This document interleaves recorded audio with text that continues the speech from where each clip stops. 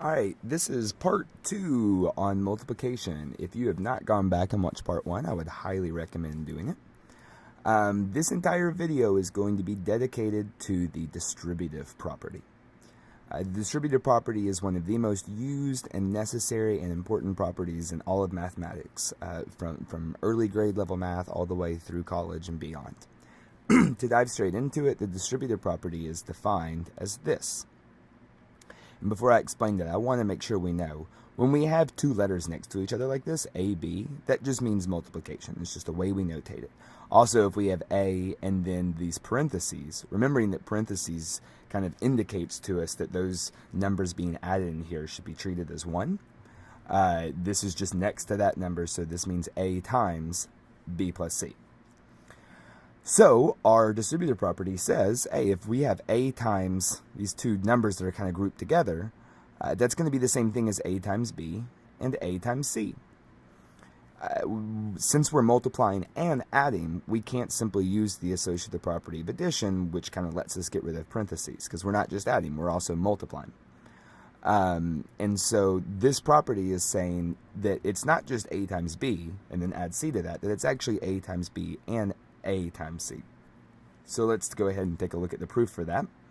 I'm going to pull a screen up just to kind of make it a little bit less overwhelming at first. Sorry, it causes my computer to run a little slow. Okay, so here is our distributive property. This is what we're trying to prove is true. So we're going to kind of do that by looking at just an example. To start with, let's just take the problem 3 times 15. By the definition of multiplication, this means 15 plus 15 plus 15, or 15 added to itself 3 times.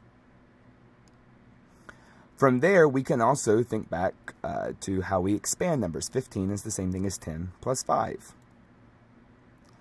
So if 15 is equal to 10 plus 5, then 3 times 15 must equal 3 times 10 plus 5. From here, we can use that definition of multiplication again and say that since it's 15 plus 15 plus 15, it must also be 10 plus 5 plus 10 plus 5 plus 10 plus 5. Well, now we're just adding, so we can use the associative property of addition, which is in the addition video. You can go back and watch that if this is unfamiliar. But the associative property says if we're just adding, then the grouping doesn't matter. How we use parentheses doesn't have any impact on the outcome. And then we can also use the commutative property. The commutative property says that the order in which we add things doesn't matter. We can do 10 and 10 and 10, right? 10 plus 10 plus 10. And then we can do 5 plus 5 plus 5. We're still adding the same number of 10s and 5s. We're just changing the order. Well, now that we've done this, we can clearly see 10 plus 10 plus 10. By the definition of multiplication, that means 3 times 10, right? 10 plus itself 3 times, or 3 times 10. And 5 plus 5 plus 5 is 3 times 5. So what we have now demonstrated is the proof of the distributive property. We've said that 3 times 10 plus 15 up here is the same thing. We didn't change anything. We just used some properties as 3 times 10 plus 3 times 5. Here is another example with just some new numbers. You can pause and look through this if you want to. This is true even if there's more than 2 numbers being added inside those parentheses. This would just be 3 times 4, 3 times 6, and 3 times 8. 3 times 4 plus 3 times 6 plus 3 times 8. So I might encourage you to go through and write these out. Just follow those steps, and you can go back a little bit in the video if you want to remember what the proof looks like. But this is good practice to just understand how the commutative and associative properties come together to prove the distributive property. Now we have to get into a slightly more difficult concept.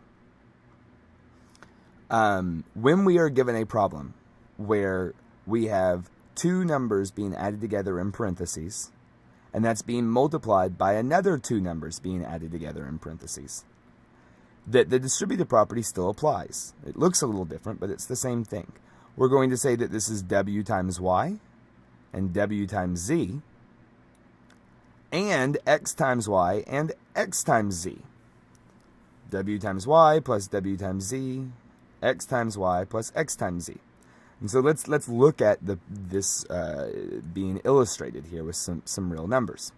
Let's take the problem 3 plus 5 times 2 plus 7. And I know we know that 3 plus 5 is 8, but we're not going to do that calculation so that we can demonstrate this property.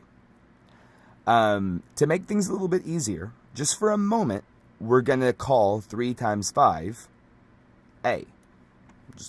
We're going to say 3 times 5 equals A. In which case, this problem looks like this. A, which we know is 3 plus 5, but we're going to call it A right now. A times 2 plus 7. Well, this is a pretty standard distributive property problem. We multiply A times 2, and we multiply A times 7. And we get A times 2 plus A times 7. Well, now that we've done this, remember, what does A actually mean? Well, A means 3 plus 5. So now, A times 2 really means 2 times 3 plus 5, because A is 3 plus 5. This became that.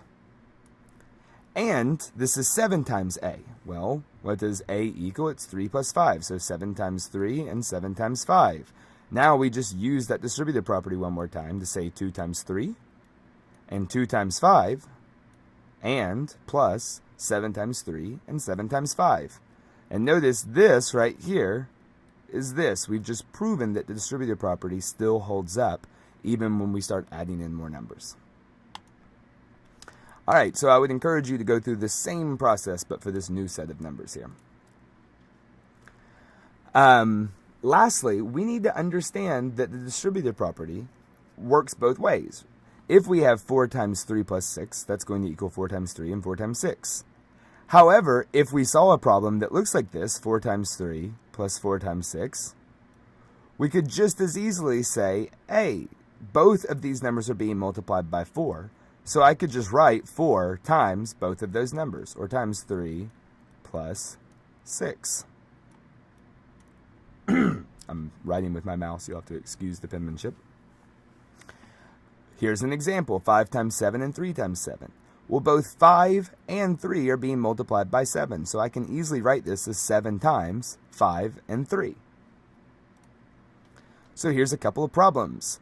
We can see this would just be A times B plus A times C. Here, we need to recognize, wow, well, A is being multiplied by B, and M is being multiplied by B. So this is the same thing as B times A plus M. That's a B, not an H. Here, 3 times 5 plus 3 times X. It doesn't matter that that's not a real number. We can mix this up. And lastly, 4 times X plus 3 times X. Well, both of these are being multiplied by X. So we wind up with X times 4 plus 3.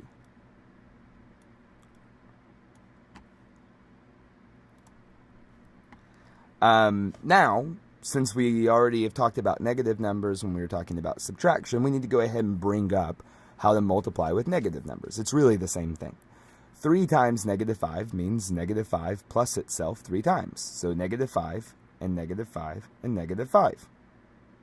Well, this starting at 0, we always start at 0. This means go to the left 5. Negative means move to the left, which would land us at negative 5. And another negative 5. Go to the left 5 more, so we're at negative 10. And another negative 5. Go to the left even 5 more, so we wind up at negative 15. So here's a couple problems. We won't necessarily work through those right now.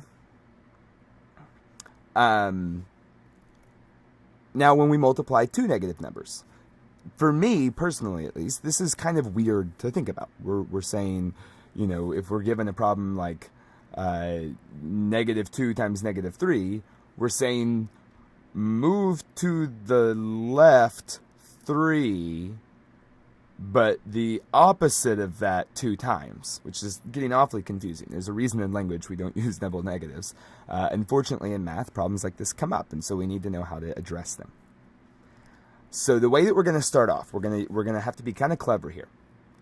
I think that we all know, or maybe remember, that two negative numbers, when multiplied, are going to result in a positive number.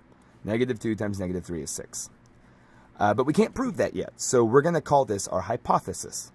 And our hypothesis is us saying, I'm pretty sure this is right, but I'm not really sure why, so now we need to conduct some experiments, right? This is the scientific method. We're going to conduct some experiments. We're going to play with this a little bit and see if we can prove that this is true. So what we're going to do here is we're going to say, okay, negative 2 times negative 3. if our hypothesis is that this comes together to equal 6, then if we subtract 6, this should come out to be 0, right? Because anytime you have a number and you subtract it from itself, you wind up with 0, right? 5 minus 5 is 0. You can think about it, this is back to our definition of subtraction. This is a positive b, right? Or a positive 6. And that means move to the right 6. And then minus b, or minus 6, means move to the left that same amount. So you're going to wind back up at 0. So now we've stated that negative 2 times negative 3 minus 6, which I rewrote this as plus negative 6, because that's the same thing, right? Equals 0. Well, now I'm going to kind of expand negative 6. I already know from what we just talked about multiplying negative numbers that negative 6 is negative 2 times 3. That means negative 2 and negative 2 and negative 2, or negative 6. Well, now that I've done this, I want to point out that both negative 3 and 3 are being multiplied by negative 2. So I can use the distributive property and just say negative 2 times negative 3 and 3. Well, what is negative 3 plus 3? This gets back to our property of subtraction. Negative 3 plus 3 is going to be 0. So we now have negative 2 times 0. And although we haven't necessarily addressed it, I think we all know that anytime you multiply by 0, you're going to get 0. Negative 2 times 0, that means 0 negative 2 times. Well, that's still going to be 0. And we're left with 0 equals 0, which is clearly a true statement, which means that this must be a true statement. And we have now proven that negative 2 times negative 3 does in fact equal positive 6. We could go through and do this purely algebraically to prove it's always true, but hopefully this is convincing enough. Negative 2 times negative 3 could also be meant as taking away 2 negative 3's. So from a visual perspective, what this means is we have moved to the left 3 times twice. And now I want you to take away, right, take away those 2 actions. Well, we always start at 0, and if we take away moving to the left 3, and then we do that again, we're going to wind up at positive 6. That's a little bit more of just sort of a conceptual way of thinking about it. That's not really a proof, but that is what's actually taking place. So here's a couple problems. Thank you so much. The next video is part 3 of multiplication.